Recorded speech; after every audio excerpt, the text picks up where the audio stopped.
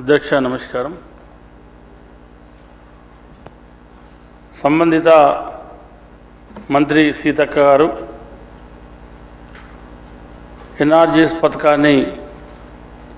ఏదైతే కేంద్ర ప్రభుత్వం దాన్ని తుంగలో తొక్కి మరి కొత్తగా Viksit Bharat guarantee for Rozgar and Ajeevika mission Gramin చట్టం అని చెప్పి ఒక కొత్త చట్టాన్ని తీసుకురావడం జరిగింది. మరి దాన్ని కూడా రాబోయే 6 నెలల లోపల అమలు చేయాలని చెప్పి 60-40 అంటే కేంద్ర ప్రభుత్వం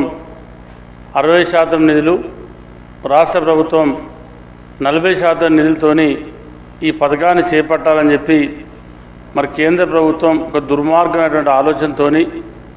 ఇవాళ రాష్ట్రాలను ఏ రాష్ట్రాన్ని కూడా కనీసం సంప్రదించకుండా, ఏ రాష్ట్రాన్ని కూడా